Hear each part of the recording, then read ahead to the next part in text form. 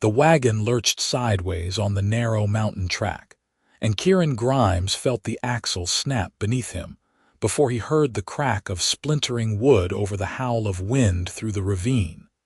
Time compressed into a single heartbeat. The right wheel pitched forward into empty air, the wagon bed tilted at a sickening angle, and the orc woman who had been sitting in the back with the cargo suddenly slid past him toward the cliff edge, her green fingers scrabbling for purchase on smooth wooden planks that offered nothing to hold. Kieran moved without thinking. He threw himself sideways, his left hand locked around the wagon bench, his right hand shooting out to catch her wrist just as her legs went over the edge. Her weight nearly pulled him after her. 200 feet of nothing yawned below, the bottom of the ravine hidden in afternoon shadow. The wagon groaned and settled at a sharper angle. Kieran's shoulder screamed in protest as he held her suspended over the drop, his boots wedged against the side rail, every muscle in his body straining against gravity. "Hold on," he said through gritted teeth. She did not scream. That registered somewhere in the back of his mind. Her dark eyes met his, wide but not panicked, and her free hand came up to grip his forearm. Her tusks caught the light as she pressed her lips together and nodded once. Kieran pulled. His arm shook with the effort. She swung her other hand up and caught the wagon's side, and together they hauled her back onto the tilted bed. She landed hard against the crates, breathing fast, and he collapsed beside her, his heart hammering against his ribs. For a long moment neither of them spoke. The wind whistled through the pass. The wagon creaked and settled an inch farther toward the edge. "We need to get off this thing," Kieran said finally. The orc woman pushed herself upright and looked around at the wreckage of their situation. The right axle had snapped clean through, the wheel now dangling uselessly over the ravine. The two draft horses stood trembling in their traces, the near one favoring its left foreleg. The load of mining supplies, iron tools, lamp oil, bags of grain and medical stores, all destined for the silver mine 3 days farther up the mountain, shifted precariously against the wagon's low side. "Can we back the horses up?" she asked. Her voice was steady despite the near fall. Kieran shook his head. "Track's too narrow. We go forward or we go down." She looked at him for a moment, then nodded. "Forward, then." They climbed carefully off the wagon, Kieran going first and reaching back to steady her as she followed. His hands found her waist as she jumped down, and he felt the solid warmth of her through the wool of her coat. She landed lightly and stepped away, her attention already on the horses. "The bay is lame," she said, moving to the animal's side. She ran her hands down its leg with practiced care. The horse flinched when she touched the fetlock. "Sprain, maybe worse." Kieran came to stand beside her. He had hired her in the valley town 3 days ago when his usual hauling partner had fallen sick. Henna Harcourt, she had said her name was, and she knew horses and could handle cargo. That was all he had needed to know.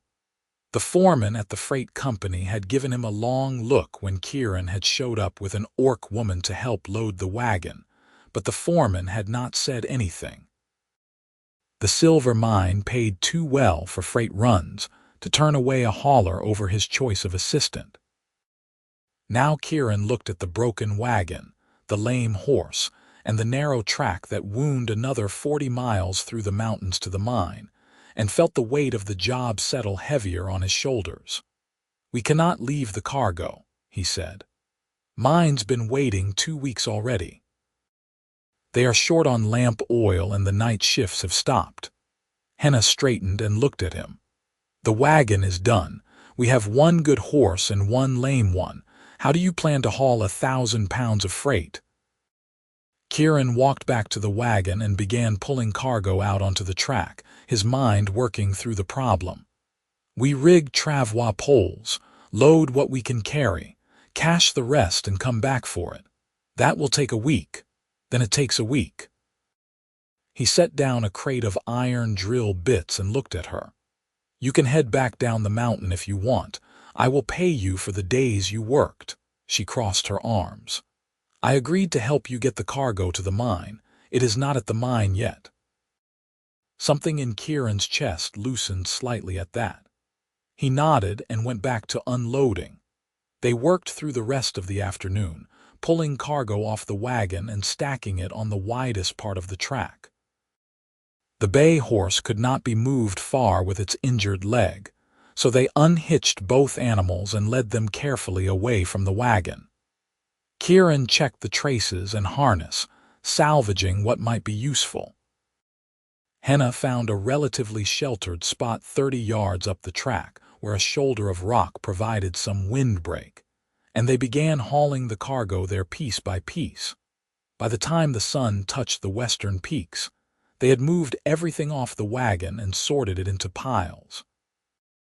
Essentials that had to reach the mine immediately.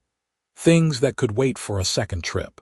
Things that might be left cached if they ran out of time or strength. Kieran crouched beside the bay horse and examined its leg again in the fading light. The swelling had worsened. He glanced up at Henna, who stood watching with her arms wrapped around herself against the cold wind. We need to splint it, he said, and we need to do it before dark.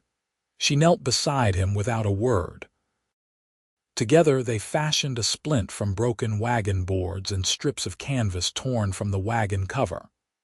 The horse fought them at first, frightened and in pain, but Henna spoke to it in a low, steady voice, her hands gentle and sure, and gradually it calmed enough for them to work. By the time they finished, full darkness had fallen and the temperature had dropped sharply. They made camp in the shelter of the rock shoulder. Kieran had a small tent in his personal gear, but it was meant for one person, not two. He set it up anyway and built a fire from deadfall branches he found scattered along the track. Henna unpacked cooking supplies and started water boiling for tea. They ate a cold supper of hard bread and dried meat, washing it down with the hot tea. The fire crackled between them. Stars emerged overhead in the clear mountain air, more stars than Kieran ever saw in the valley. He watched the flames and tried not to think about how much harder this job had just become. "Thank you," Henna said quietly. He looked up. She was watching him across the fire, her green face half in shadow, her dark eyes reflecting the firelight. "For what?" he asked. "For catching me." Kieran shrugged, uncomfortable with the gratitude. "Could not just let you fall." Some would have. He did not know what to say to that. He poked at the fire with a stick, sending up a small shower of sparks. After a moment, Henna rose and began spreading out her bedroll on the far side of the fire. Kieran watched her, then looked at his small tent. "You take the tent," he said. "I will sleep by the fire." She glanced at him. "You will freeze. I have slept in worse places. So have I." She finished arranging her bedroll and sat down on it, pulling her blanket around her shoulders. "Keep your tent. I am fine here." Kieran wanted to argue, but something in her tone told him it would be pointless. He banked the fire and crawled into his tent, listening to the wind howl through the pass. It took him a long time to fall asleep. He woke before dawn to the sound of Henna moving around the camp. By the time he emerged from the tent, she had the fire rebuilt and water heating for tea. The bay horse stood where they had left it, still favoring the splinted leg but no worse than the night before.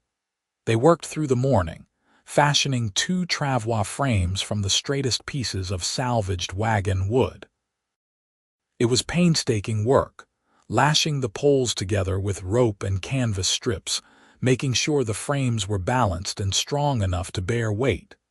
Kieran's hands were raw by the time they finished. Henna wrapped them with strips of cloth without being asked. "We load light today," Kieran said, examining their work. "Test the frames and see how the good horse handles the weight. Make maybe 5 miles if we are lucky." Henna nodded. They loaded one travois with the most critical supplies, lamp oil and medical stores, and hitched it to the chestnut gelding. The horse snorted and sidestepped when it felt the weight, but Henna calmed it with a hand on its neck and a few soft words. They started up the track with Kieran leading the gelding and Henna walking behind to steady the travois over rough ground. The bay horse followed on a long lead rope, hobbling on 3 legs. Kieran hated to make it walk, but they could not leave it behind and they had no way to carry it. He checked on it every few minutes, watching for signs it might collapse. It kept coming, stubborn and hurting, and Kieran felt a fierce respect for the animal's determination. By midday, they had covered perhaps 3 miles. The track climbed steadily, winding through stands of twisted pine and across bare rock faces where the wind hit them with enough force to make walking difficult. They stopped to rest in a sheltered hollow and ate another cold meal. Kieran's shoulder ached where he had caught Henna's weight. He rolled it carefully, testing the joint, and tried to ignore the throb. Henna watched him. "Is it bad? I will live." She reached over and touched his shoulder before he could pull away. Her fingers pressed carefully through his coat, finding the sore muscles beneath. Kieran tensed but did not move. After a moment she withdrew her hand. "It will stiffen overnight," she said. "Try to stretch it before you sleep." He nodded, thrown off balance by the casual concern. In 3 days of working together they had spoken perhaps 100 words total. The work had been straightforward, the roles clear. Kieran drove, Henna loaded and unloaded, and they had functioned with the efficient silence of people who did not need conversation to get a job done. Now, stranded on the mountain with a week of hard travel ahead, that silence felt suddenly inadequate. "Where did you learn about horses?" he asked. Henna looked at him as if surprised by the question. "My father bred them. I grew up around stables, in the valley, north of there." "Near the border hills." She paused. "Before the last war." Kieran heard the careful neutrality in her voice and did not push. The border wars had ended 5 years ago with the treaty that pushed the Orc clans back into the high country and opened the lowlands to human settlement. People did not talk about it much. The scars were still too fresh on both sides. They walked through the afternoon. The track grew steeper and the air thinner. Kieran's lungs burned with the effort of breathing. Beside him, the chestnut gelding leaned into its harness, pulling the travois over loose stones and around tight corners. The bay horse continued to follow, its breathing labored but its eyes still clear. As the sun dropped toward the peaks, they found another campsite, this one in a stand of wind-bent pines that offered some shelter from the worst of the cold. Kieran unhitched the gelding and checked the bay's splint while Henna gathered firewood. They made camp with the same quiet efficiency as the night before, but this time when Henna tried to lay out her bedroll by the fire, Kieran stopped her. "You will freeze out here," he said. "Tent's small, but it will hold both of us if we are not particular about space." She looked at him for a long moment. "Are you sure?" "Would not offer if I was not." She nodded slowly and carried her bedroll to the tent. They ate their supper in silence, then banked the fire and crawled into the tent together.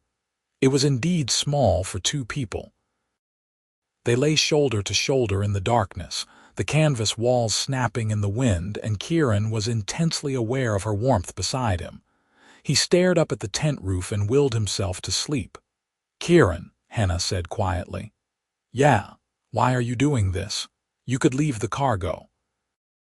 Go back down and tell the company what happened. They would understand." He thought about that. "Maybe. But the miners need this stuff. They are counting on it, and I gave my word I would get it there." "Your word to who?" "The company does not care about your word. They care about profit." "I care about my word." She was quiet for a while, then she said, "You are a strange person." He almost laughed at that but caught himself. "Get some sleep. We have a long day tomorrow." They fell into a rhythm over the next days. Up before dawn, a cold breakfast, then hours of slow walking up the mountain track with the loaded travois creaking behind them. They stopped every few hours to rest the horses and check the bay's leg. The swelling was going down slowly, a good sign, but the animal still could not bear weight on it. They pressed on. The weather held. Cold but clear, with no sign of the storms that could sweep through the mountains without warning and trap travelers for days. Kieran checked the sky constantly, watching for the high, thin clouds that signaled a change coming. Henna noticed his vigilance but did not comment on it. They talked more as they walked. Small things at first.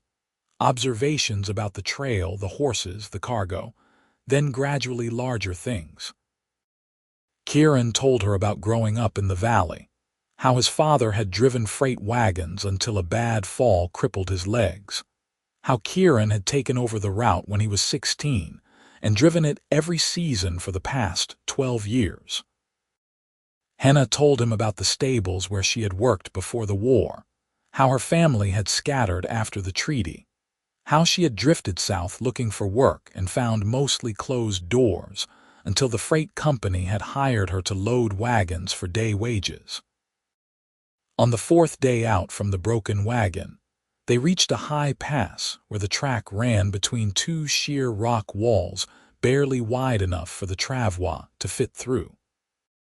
Kieran led the gelding carefully, watching the walls on either side, and Henna walked behind with one hand on the travois to keep it centered. They were halfway through when a gust of wind funneled through the gap and slammed into them.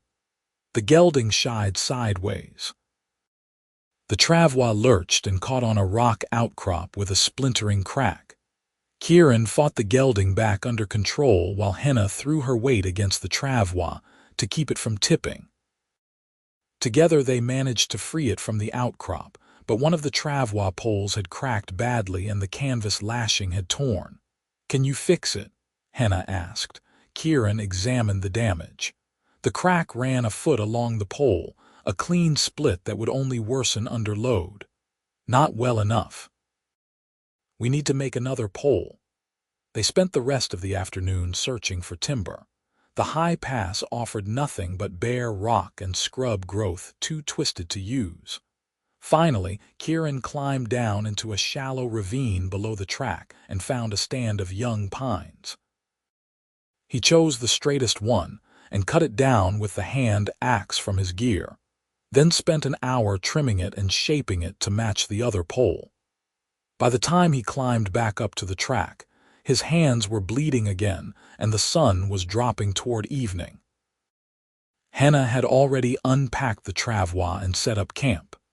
She took the new pole from him and set to work replacing the broken one while Kieran tended the horses. His shoulder throbbed worse than before. The climbing had aggravated something in the joint. He tried to move it through its full range of motion and winced at the sharp pain. "Let me see," Henna said from behind him. He turned. She had finished the travois repair and now stood watching him with a concerned expression. "It is fine," he said. "It is not fine. Sit down." He wanted to argue, but the pain was making him irritable and he knew she was right. He sat down by the fire and let her pull his coat and shirt aside to examine his shoulder. Her fingers pressed carefully around the joint, testing. He hissed when she found the worst of it. "Strained," she said. "Not torn, I think, but close. You need to rest it." "We cannot stop now. Mine's still 2 days ahead." "I know, but let me carry more tomorrow. You just lead the horse." He looked at her. "You have been carrying half the weight already. Then I will carry more than half." The firelight caught her face, highlighting the strong line of her jaw, the curve of her small tusks, the serious set of her dark eyes. Kieran felt something shift in his chest, some barrier he had been holding without realizing it. He nodded slowly. "All right." She smiled slightly and went back to stirring the pot of stew she had made from dried meat and the last of their vegetables. They ate together, sharing the single bowl back and forth, and Kieran thought about how natural it had become. This partnership, this shared struggle up the mountain. That night, they lay in the tent with the wind howling outside, and Kieran found himself listening to Henna breathe in the darkness. He wondered what she was thinking, whether she regretted staying with him instead of going back down the mountain, whether she felt this strange pull between them that he was only beginning to recognize. "Henna," he said quietly. "Yes. Why did you really stay? You could have gone back, collected your wages, and found easier work." She was quiet for a long time. Then she said, "Because you did not look at me the way most humans do. When you hired me, you asked if I knew horses and could handle cargo. You did not ask where I came from or why I was looking for work. You did not call me greenskin. You just offered me the job." Kieran felt his throat tighten. That does not seem like much. It was everything. He wanted to reach out and take her hand but did not know if he should. They lay side by side in the darkness, close enough to touch but not touching, and the space between them felt charged with everything they were not saying. The next morning they woke to frost on the tent canvas. Winter was coming to the high mountains, earlier than Kieran had hoped. They broke camp quickly and started up the track with new urgency. Henna insisted on taking the heavier tasks, leaving Kieran to lead the gelding and watch for obstacles ahead. His shoulder protested every movement, but he gritted his teeth and kept going. The bay horse was walking better now, putting weight on its splinted leg for short periods. It followed the gelding on a loose lead, no longer needing constant attention. Kieran checked on it anyway, grateful for its stubborn refusal to quit. By mid-afternoon, they had reached the highest point of the route, a bare ridge where the wind hit them with brutal force and the view opened up in all directions. Kieran could see the valley far below, a patchwork of fields and forests in autumn colors. Ahead, the track descended toward a high basin where the silver mine sat like a collection of dark specks against the gray rock. "There," he said, pointing.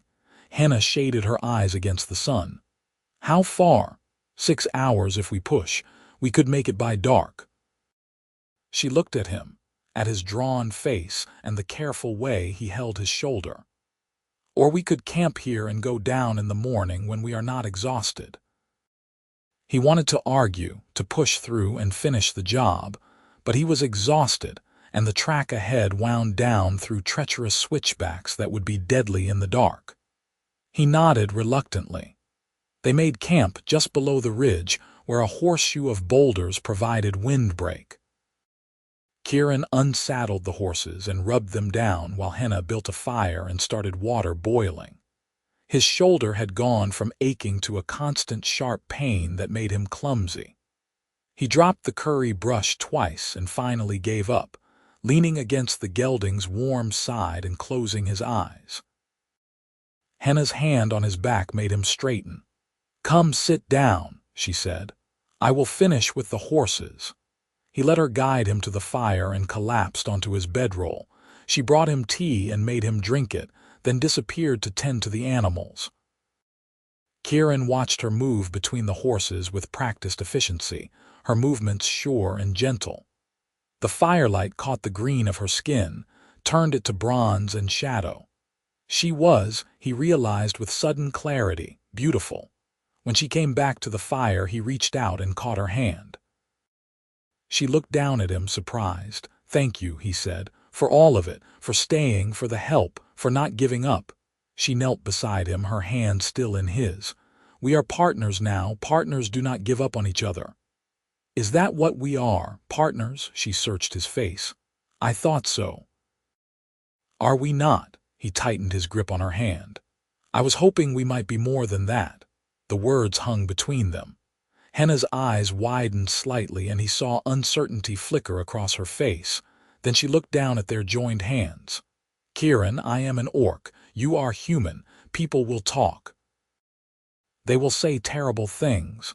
Some will refuse to do business with you. It could ruin your reputation. I do not care what people say. You should care. This is your life, your livelihood." He sat up despite the pain in his shoulder and reached up to cup her cheek with his free hand. She went very still, her breath catching. "Henna, I have spent 12 years driving freight up and down this mountain. Every season the same.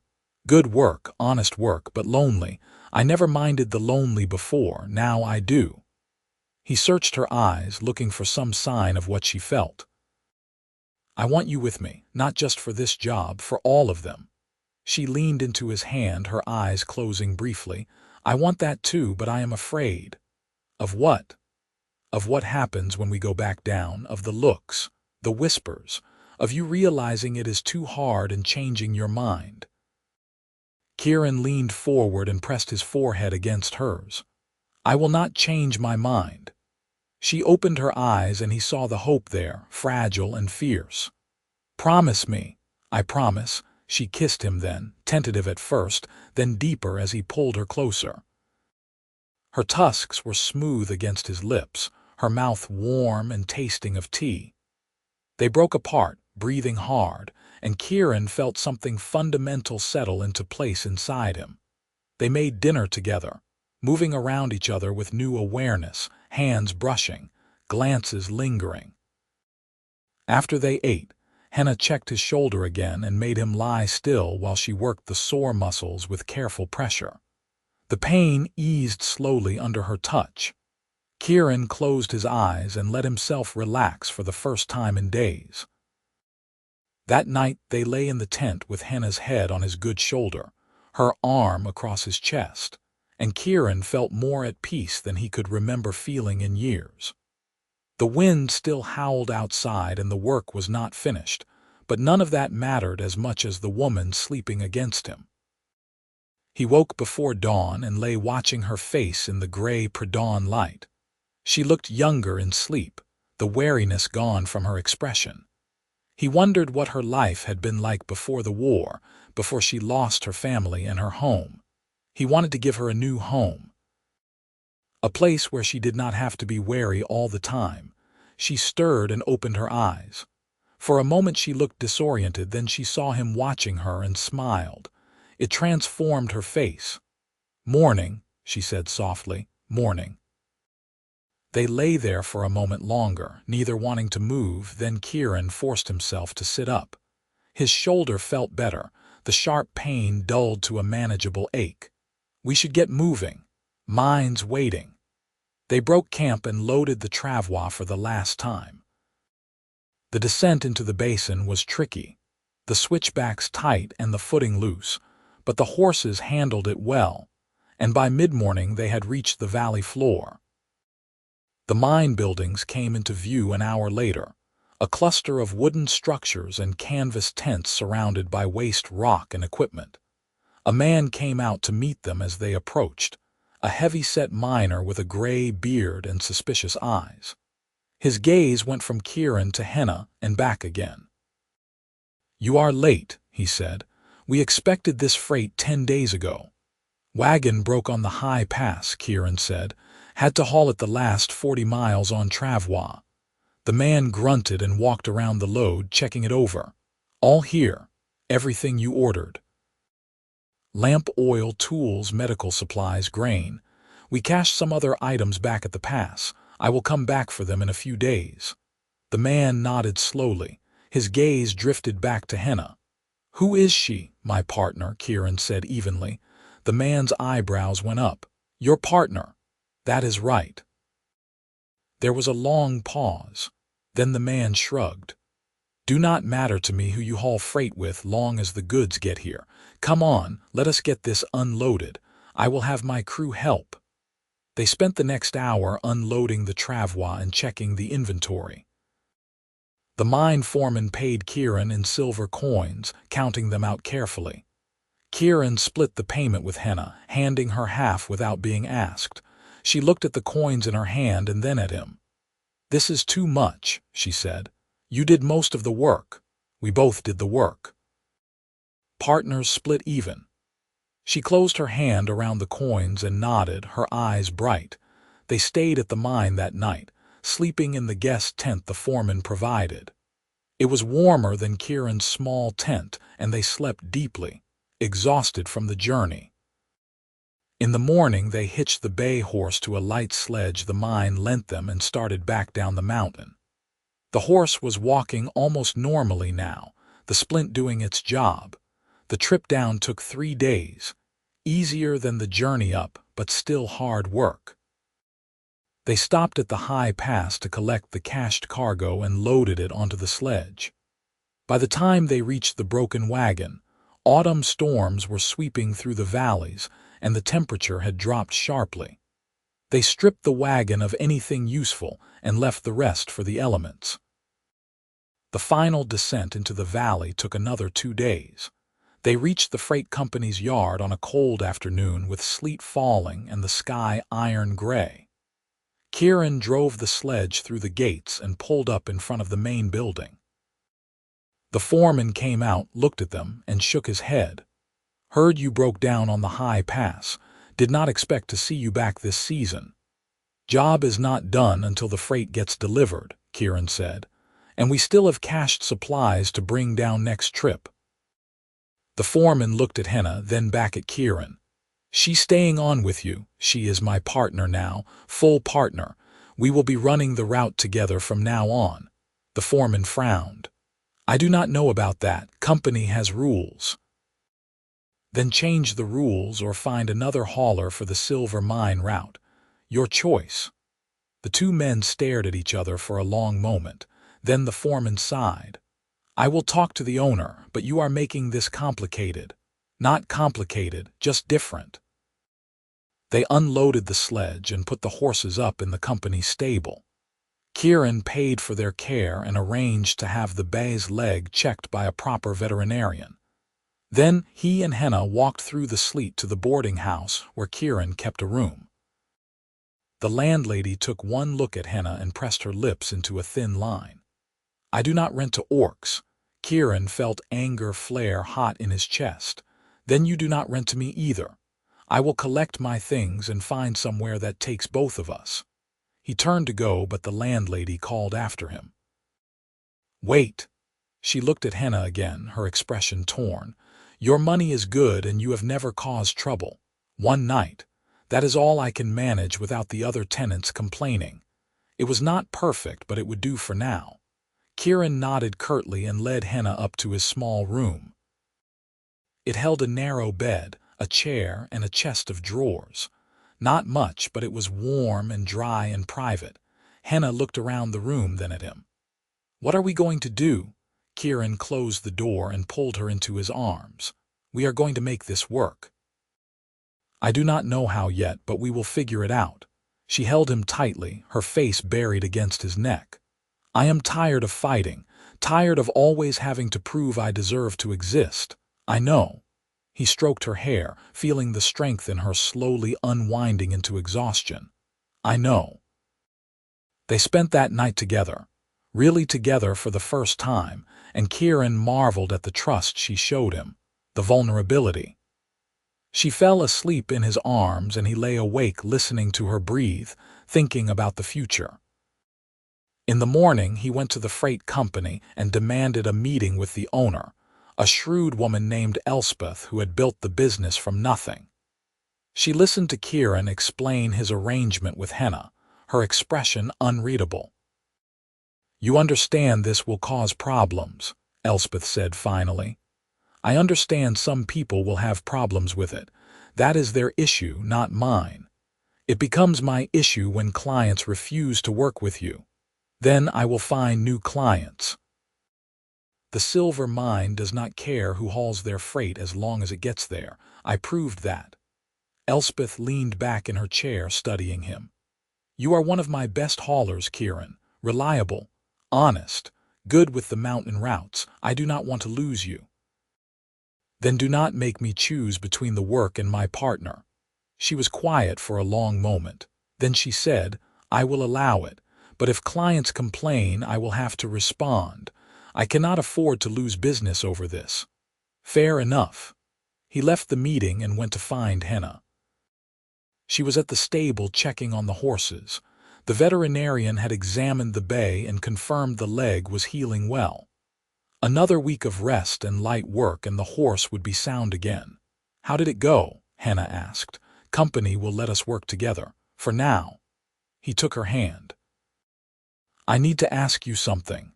She looked at him, waiting. "Come with me." He led her out of the stable and through the town to the edge of the valley where his father's house stood. It was a small place, timber and stone, with a workshop behind it where his father spent his days repairing harness and teaching the neighborhood children to read.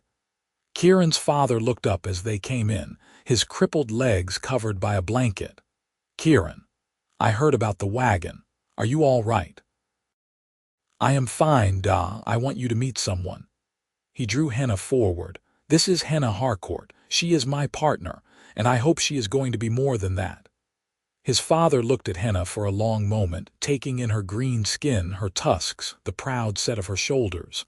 Then he smiled. "Does she make you happy?" Kieran felt his throat tighten. "Yes." "Then she is welcome here. Sit down, both of you. I want to hear about this trip." They sat and told the story, taking turns, filling in details for each other. Kieran's father listened with his full attention, asking questions, nodding at the difficult parts. When they finished, he looked at Kieran. "You did good work, son. Both of you did. The mountain does not care what color your skin is. It respects courage and stubbornness. Sounds like you both have plenty of that." Henna's eyes were bright as she looked at the old man. "Thank you. No need for thanks. My boy has been lonely too long. I am glad he found you."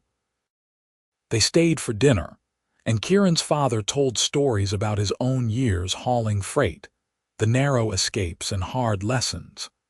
Henna laughed at the right moments and asked good questions, and Kieran watched her fit into his life like she had always belonged there.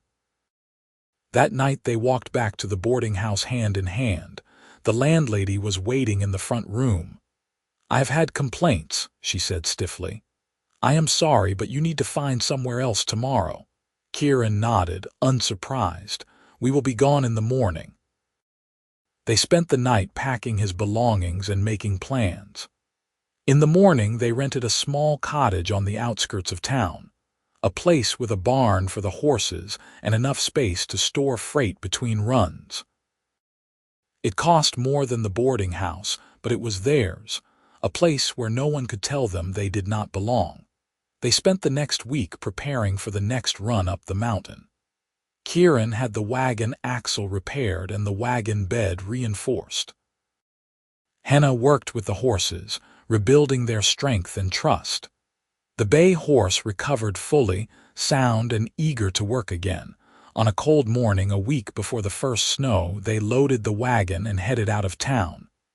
People watched them go, some with curiosity, some with disapproval. Kieran ignored them all. Beside him on the wagon seat, Henna held her head high. They were a day out of town, camped beside a stream in the foothills, when Kieran finally worked up the nerve to say what he had been thinking since the night on the mountain.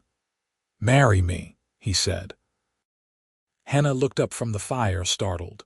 "What? Marry me? Be my wife? I want to make this official. I want everyone to know you are mine and I am yours." She set down the pot she had been holding and came to sit beside him. "Kieran, are you sure?" A human marrying an orc, that is not just unusual, it is scandalous. People will make your life difficult. Let them try. He took her hands in his. "I have never been more sure of anything. I love you, Henna. I want to build a life with you. Haul freight together, grow old together, make a home together. I want all of it." She was crying now, tears running down her green cheeks. "I love you too. I have since the moment you caught me above the ravine. Maybe even before that, when you offered me the job and looked at me like I was a person instead of a problem." He kissed her, tasting salt and smoke and joy. "Is that a yes?" "Yes. Yes, of course, yes." They were married a month later in Kieran's father's house, with the old man serving as witness and the local priest, a practical woman who cared more about love than politics, performing the ceremony. It was a small wedding, just the four of them, but it was real and legal and binding. The freight company's clients did complain. Some refused to hire Kieran and Henna. But the silver mine remained loyal, and gradually other clients came, people who cared more about reliable service than the color of their hauler's skin. The business survived and then grew. By the following spring, Kieran and Henna were running 3 routes through the mountains, with hired help to cover the lower ones.